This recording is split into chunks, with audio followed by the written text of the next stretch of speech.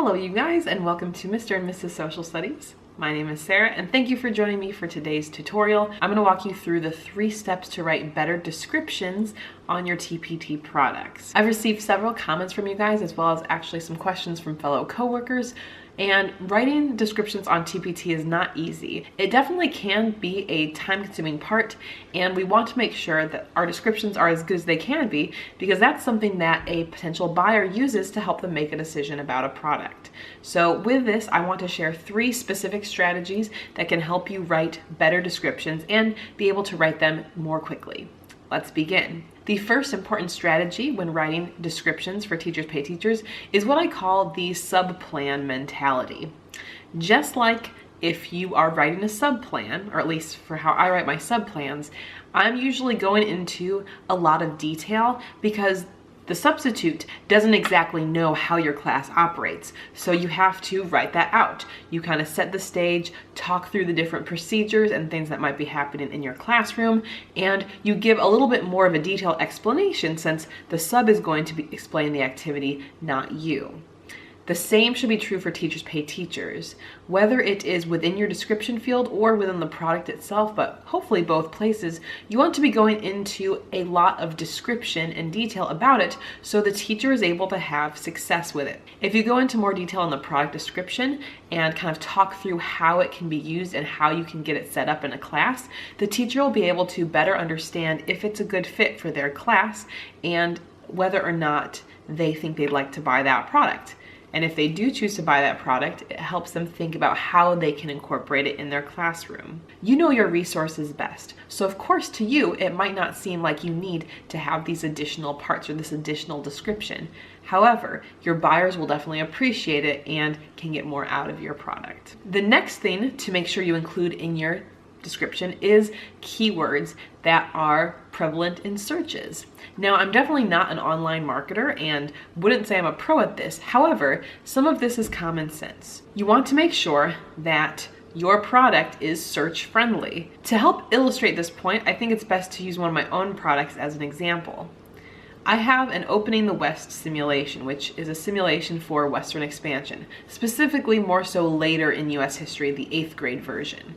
Now, when I first uploaded this product, I called it the Opening the West simulation because, well, my curriculum titled that section Opening the West. However, very few people are actually searching for Opening the West and would instead be searching things like westward expansion.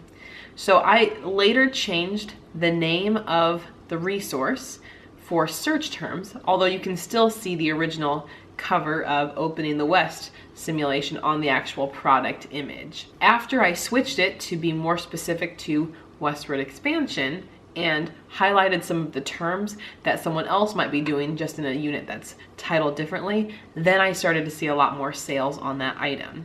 Keeping this example in mind, make sure the words you're using, either in your title of the product or the description, match the types of things people are looking up. Now, we only want to make sure we're being honest here. We're not trying to use keywords that aren't actually related to the product. That's not going to help us at all. Think about the ways you would describe these and see if, when you do a quick search on TPT, if there are other similar products that come up or similar types of searches that come up. We can tell a lot just from what we type into the search bar on Teachers Pay Teachers. Doing that's going to help make sure your resources actually get found, so make sure you choose these words wisely. My last strategy with writing your descriptions is to eliminate doubt by being as descriptive as possible. Even though we've already talked about the importance of being descriptive, kind of like we were writing a subplan in tip number 1, we want to make sure we eliminate doubt with our buyer. We want them to know exactly what our product is. I think the worst situation that can happen on Teachers Pay Teachers is for a teacher to purchase a product thinking it will help them with one thing, but then realizing they can't actually use it because it was completely different than what they expected. Not only then did that teacher waste their money, which already teachers don't necessarily make a ton of money, but also now they may be disappointed about the resource and either be less likely to purchase from you again or leave you a negative review about the item. It doesn't mean the product is bad, just that it didn't actually match up to what they thought it might. To avoid this and eliminate any potential doubt, this is where it's really helpful to be as specific as possible. Make sure that if a person is reading the description of this product, that they know exactly what they can get.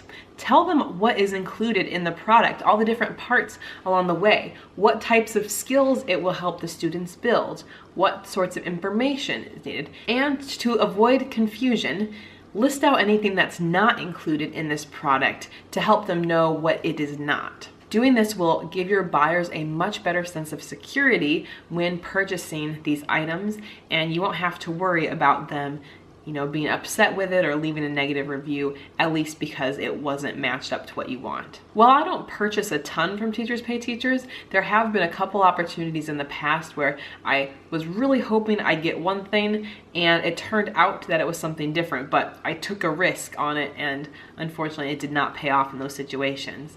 Prevent teachers from having to do that by being extra descriptive. I hope this information will help you in writing your descriptions on your Teachers Pay Teachers products. Also, if you are interested in other videos related to Teachers Pay Teachers, I actually have a playlist I will link right over here, and you can subscribe to the channel for more. We'll see you guys next time. Bye.